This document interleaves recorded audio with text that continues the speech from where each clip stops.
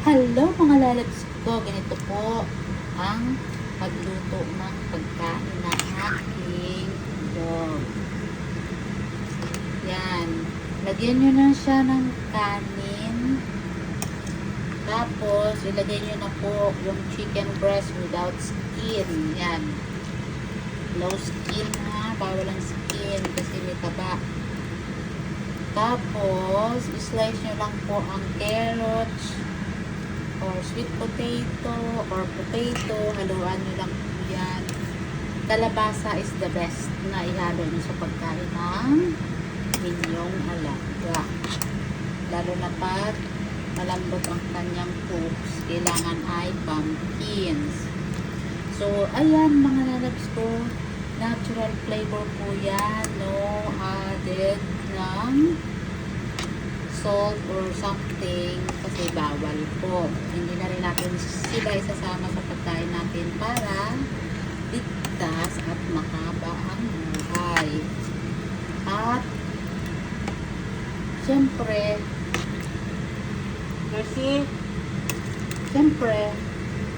pag inalagaan natin mabuti at minahal natin, parang anak natin yan. Hindi sila hayop. They are kids, diba? Sobrang love-love yan ni mami.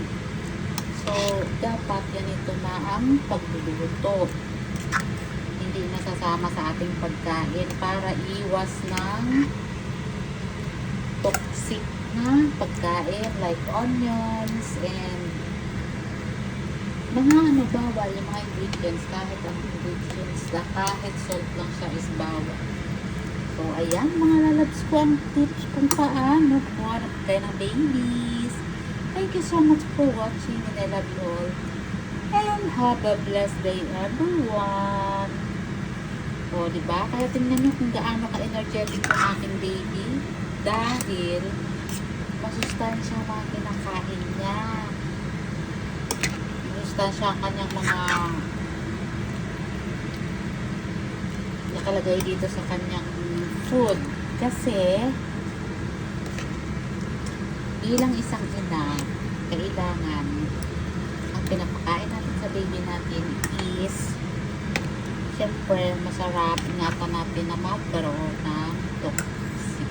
Lalo na yung sibuyas is poisonous po yan sa doggy. Ayan, dog or cat. Okay, tatapusin na natin ang video. Sana po ay makatulong sa inyo. May kanin na po siyang kasama. Ito, 1 cup of rice ang nilagay ko.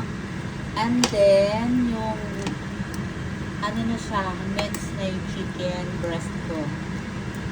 Para madaling sumama sa pagkain niya.